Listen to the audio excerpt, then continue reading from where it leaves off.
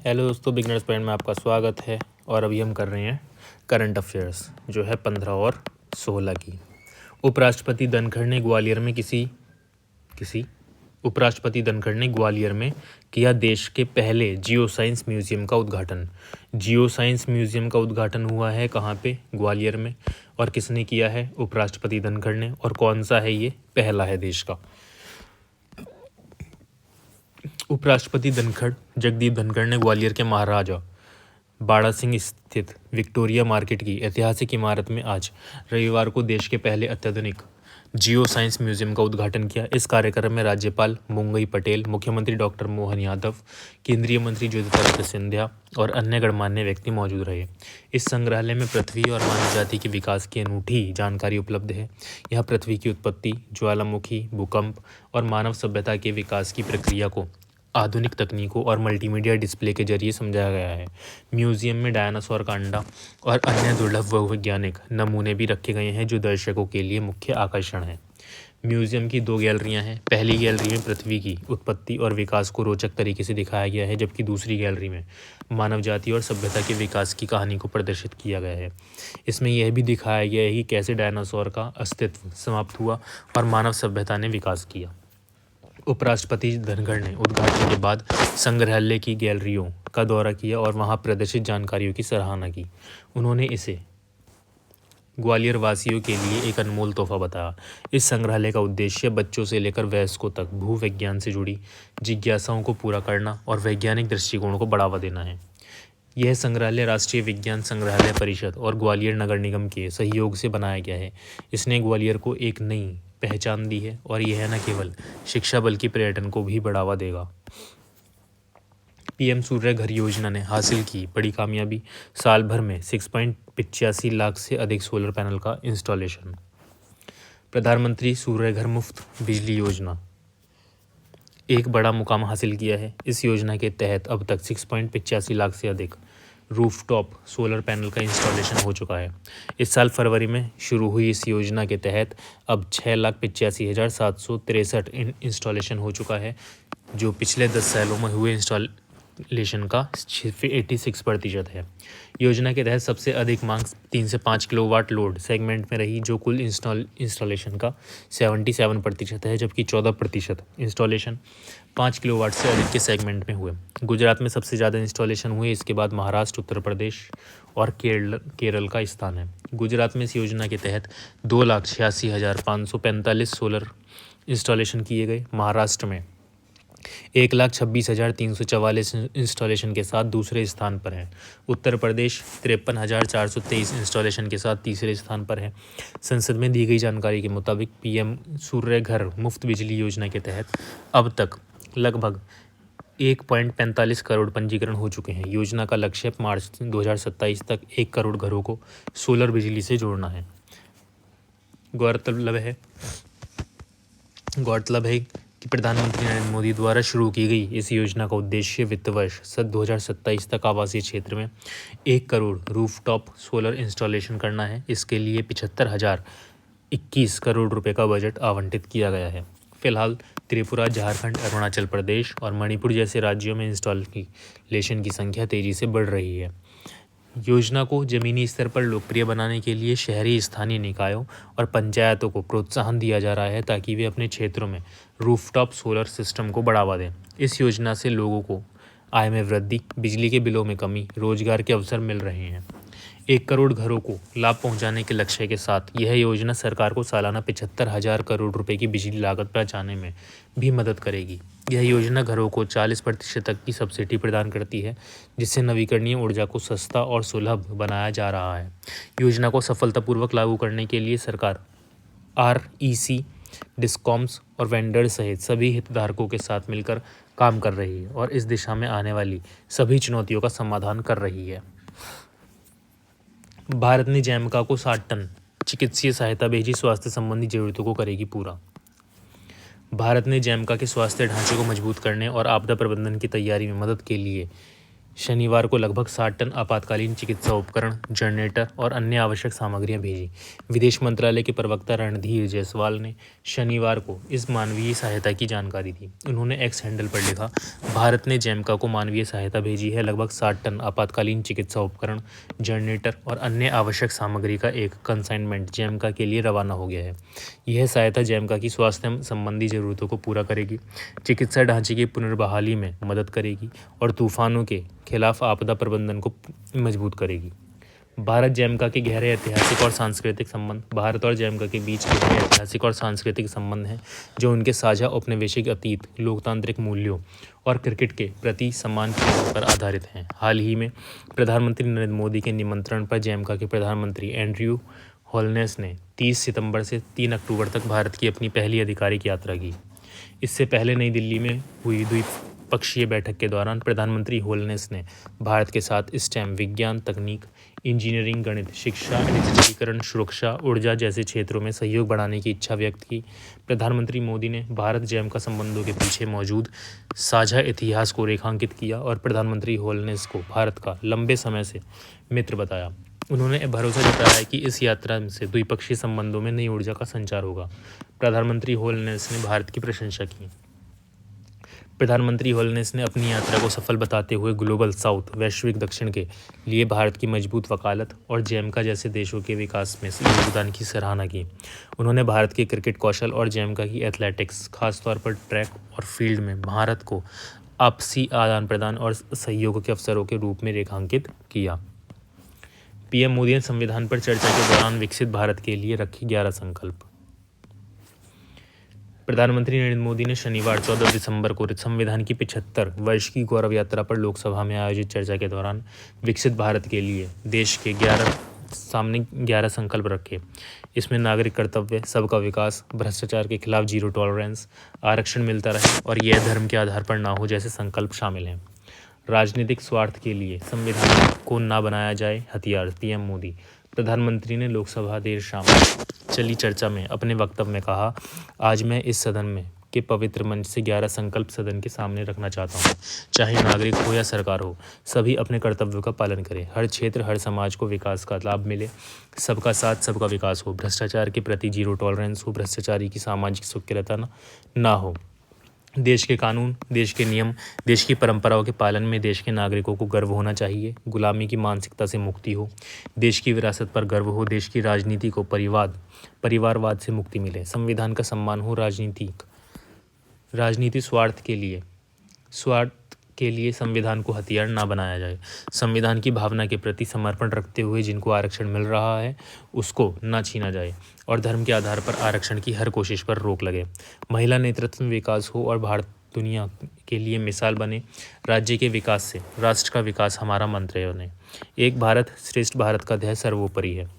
प्रधानमंत्री ने कहा कि संविधान की 75 वर्ष की यात्रा यादगार रही है। यह विश्व के सबसे महान और विशाल लोकतंत्र की यात्रा है। संविधान निर्माता की दूरदृष्टि के कारण ही हम आगे बढ़े हैं और 75 वर्ष पूरे होने का उत्सव मना रहे हैं। उन्होंने कहा कि भारत का लोकतंत्र और लोकतांत्रिक अतीत बहुत समृद्ध और विश्व के लिए प्रेरक रहा है। इसी कारण से भारत को लोकतंत्र की जननी कहा जाता है। उन्होंने कहा कि हमारा संविधान भारत की एकता का आधार है। विकसित भारत के संकल्प की सिद्धि के लिए सबसे बड़ी आवश्यकता भारत की एकता है। 2014 में राष्ट्रीय जनतांत्रिक गठबंधन की सरकार बनने पर लोकतंत्र और संविधान को मजबूती मिली। गरीबों को मुश्किलों से मुक्ति मिले, उनकी सरकार का यह मिशन संकल्प है। अगर हम अपने मौलिक कर्तव्यों का पालन करें तो कोई भी हमें विकसित भारत बनने से रोक नहीं सकता।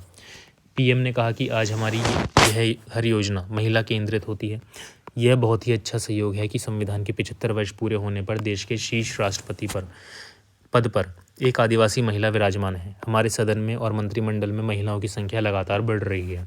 आज भारत बहुत तेज गति से विकास कर रहा है। जल्द ही भारत विश्व की तीसरी सबसे बड़ी अर्थव्यवस्था बन जाएगा और 140 करोड़ देशवासियों का संकल्प है कि आज़ादी की शताब्दी मनाने पर देश को विकसित भारत बना कर रहेंगे। प्रधानमंत्री ने संविधान के अनुच्छेद 370 का विशेष रूप से उल्लेख किया और कहा कि यह अनुच्छेद देश की एकता में दीवार बनकर पड़ा है, इसलिए हमने अनुच्छेद 370 को जमीन में गाड़ दिया। उन्होंने कहा कि बहुत से कम लोगों को 35A के बारे में पता है। भारत के संविधान का अगर कोई पहला पुत्र है तो यह संसद है, लेकिन 35A के माध्यम से संसद का भी गला घोटने का काम किया गया था। प्रधानमंत्री मोदी ने राज कपूर के 100वीं जयंती पर दी श्रद्धांजलि। कहा, वे फिल्म निर्माता ही नहीं बल्कि सांस्कृतिक राजदूत भी थे। प्रधानमंत्री नरेंद्र मोदी ने आज महान अभिनेता राज कपूर को उनकी 100वीं जयंती पर श्रद्धांजलि अर्पित की। प्रधानमंत्री मोदी ने उन्हें एक दूरदर्शी फिल्म निर्माता, अभिनेता और शाश्वत शोमैन बताया। प्रधानमंत्री मोदी ने कहा कि फिल्म निर्माताओं और अभिनेताओं की पीढ़ियां उनसे बहुत कुछ सीख सकती हैं। प्रधानमंत्री मोदी ने एक्स पर सिलसिलेवार पोस्ट में लिखा, आज हम महान राज कपूर की 100वीं जयंती मना रहे हैं, जो एक दूरदर्शी फिल्म निर्माता, अभिनेता और शाश्वत शोमैन थे। उनकी प्रतिभा ने कई पीढ़ियों को पार किया, भारतीय और वैश्विक सिनेमा पर एक अमिट छाप छोड़ी। उन्होंने कहा कि राज कपूर का सिनेमा के प्रति जुनून कम उम्र में ही शुरू हो गया था और उन्होंने एक अग्रणी कहानीकार के रूप में उभरने के लिए कड़ी मेहनत की। उनकी फिल्में कलात्मक, भावना और यहाँ तक कि सामाजिक टिप्पणियों का मिश्रण थीं। वे आम नागरिकों की आकांक्षाओं और संघर्षों को दर्शाती थीं। प्रधानमंत्री ने कहा, राज कपूर की फिल्मों के प्रतिष्ठित किरदार और अविस्मरणीय गुनें दुनिया भर के दर्शकों को पसंद आती हैं। लोग उनकी कृतियों की प्रशंसा करते हैं कि कैसे वे सहजता और उत्कृष्टता के साथ विविध विषयों का उजागर करते हैं। उनकी फिल्मों का संगीत भी बेहद लोकप्रिय है। उन्होंने कहा कि राज कपूर सिर्फ एक फिल्म निर्माता ही नहीं थे, बल्कि एक सांस्कृतिक भी राजदूत थे, जिन्होंने भारतीय सिनेमा को वैश्विक मंच पर पहुंचाया। फिल्म निर्माताओं और अभिनेताओं की कई पीढ़ियां उनसे बहुत कुछ सीख सकती हैं। मैं एक बार फिर उन्हें श्रद्धांजलि अर्पित करता हूं और रचनात्मक दुनिया में उनके योगदान को याद करता हूं। पीएम मोदी की अगुवाई में नई दिल्ली में मुख्य सचिवों का चौथा राष्ट्रीय सम्मेलन। आज केंद्र राज्यों के बीच सहयोग को बढ़ावा।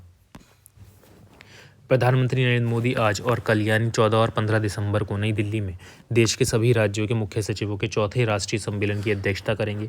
यह सम्मेलन केंद्र और राज्य सरकारों के बीच सहयोग और समन्वय को और बेहतर बनाने की दिशा में एक महत्वपूर्ण पहल है। प्रधानमंत्री मोदी की सहकारी संघवाद की दृष्टि से प्रेरित यह आयोजन तीव्र गति से राज्यों का विकास सुनिश्चित करने का प्रयास है।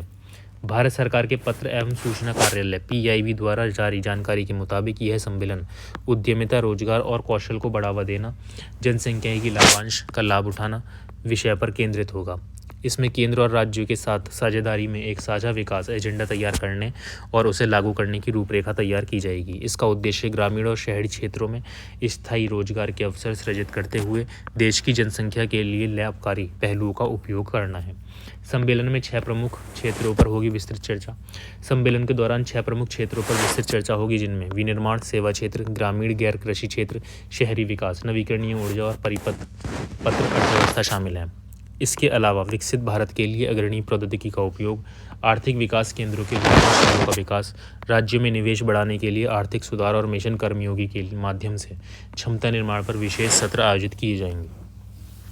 सम्मेलन के दौरान भोजन महत्वपूर्ण विषयों पर विचार विमर्श होगा। इनमें कृषि में आत्मनिर्भरता के लिए खाद्य तेल और दालों का उत्पादन बढ़ाने, वृद्ध आबादी के लिए देखभाल, अर्थव्यवस्था, PM सूर्य घर योजना के तहत निःशुल्क बिजली योजना के कार्यान्वयन और भारतीय ज्ञान परंपरा के संवर्धन जैसे विषय शामिल हैं। गौरतलब है कि यह सम्मेलन वर्ष 2022 में शुरू हुआ था, जब पहली बार इसे हिमाचल प्रदेश के धर्मशाला में आयोजित किया गया था। इसके बाद जनवरी 2023 और दिसंबर 2023 में 2 सम्मेलन नई दिल्ली में हुए। इस बार का आयोजन केंद्र और राज्यों के बीच साझेदारी को नई ऊंचाई देने के उद्देश्य से किया जा रहा है। प्रधानमंत्री मोदी के नेतृत्व में यह सम्मेलन न केवल सहकारी संघवाद को मजबूती देगा, बल्कि विकास की दिशा में एकीकृत और समन्वित प्रयासों को प्रोत्साहित करेगा। वन नेशन वन इलेक्शन सोमवार को लोकसभा में नहीं होगा पेश। वन नेशन वन इलेक्शन सोमवार को लोकसभा में पेश नहीं किया जाएगा। सोमवार के लिए जारी संशोधित कार्य सूची में इस बिल का नाम नहीं है। पहले जारी कार्यक्रम में इस बिल को सोमवार के एजेंडे में शामिल किया गया था। इसमें कहा गया था कि अर्जुन राम मेघवाल संविधान में संशोधन करने के लिए एक विधेयक पेश करने के लिए अनुमति मांगेंगे, साथ ही वह इस विधेयक को पेश करेंगे। इसके अलावा मंत्री को केंद्र शासित प्रदेश कानून संशोधन विधेयक 2024 भी पेश करना था। यह विधेयक केंद्र शासित प्रदेश अधिनियम 1963, राष्ट्रीय राजधानी क्षेत्र दिल्ली अधिनियम 1991, जम्मू और कश्मीर पुनर्गठन अधिनियम 2019 में संशोधन करने का प्रस्ताव करता है। पहला, वन नेशन वन इलेक्शन विधेयक लोकसभा और राज्यों की विधानसभाओं के लिए एक साथ चुनाव कराने का सुझाव देता है, जबकि दूसरा दिल्ली, जम्मू कश्मीर और पुडुचेरी में विधानसभा चुनावों का एक समान करने पर केंद्रित है। हालांकि संशोधित सूची में इन विधेयकों का उल्लेख नहीं है। गौरतलब है, शीतकालीन सत्र 20 दिसंबर को समाप्त होने वाला है। ऐसे में ये विधेयक लोकसभा अध्यक्ष की स्वीकृति से अंतिम समय में पूरक कार्य सूची के माध्यम से पेश किए जा सकते हैं। इससे पहले गुरुवार को केंद्रीय मंत्रिमंडल ने संविधान 129वां संशोधन विधेयक 2024, केंद्र शासित प्रदेश कानून संशोधन विधेयक 2024 को मंजूरी दी थी। वहीं शुक्रवार शाम को यह विधेयक सांसदों को वितरित किए गए। ये प्रस्ताव पूर्व राष्ट्रपति रामनाथ कोविंद की अध्यक्षता वाली उच्च स्तरीय समिति की सिफारिशों पर आधारित है। समिति ने मार्च में अपनी रिपोर्ट प्रस्तुत की, जिसमें लंबे चुनाव चक्रों से उत्पन्न चुनौतियों पर प्रकाश डाला गया। 191 दिनों में तैयार की गई 18,626 पन्नों की रिपोर्ट में कहा गया कि एक साथ चुनाव कराने से नीतिगत स्थिरता सुनिश्चित होगी, मतदाता थकान कम होगी और चुनावी भागीदारी बढ़ेगी। केंद्रीय मंत्रिमंडल की मंजूरी के बाद कई विपक्षी नेताओं ने इस प्रस्ताव की आलोचना की। उन्होंने इसे अव्यावहारिक और संघीय ढांचे के लिए खतरा बताया। साथ ही उन्होंने सरकार के शीतकालीन सत्र में इस बिल को पेश करने की योजना पर सवाल उठाए। हालांकि संशोधित कार्यसूची में गोवा राज्य के विधानसभा निर्वाचन क्षेत्रों में अनुसूचित जनजातियों का प्रतिनिधित्व पुनर्समायोजन विधेयक 2024 शामिल है। यह विधेयक गोवा की विधानसभा में अनुसूचित जनजातियों के लिए सीटों के आरक्षण को सुनिश्चित करने और राज्य की अनुसूचित जनजातियों की सूची में हाल के परिवर्तनों के आधार पर सीटों को फिर से समायोजित करने का प्रावधान करता है। और इसी के साथ करंट अफेयर्स हो जाती है समाप्त।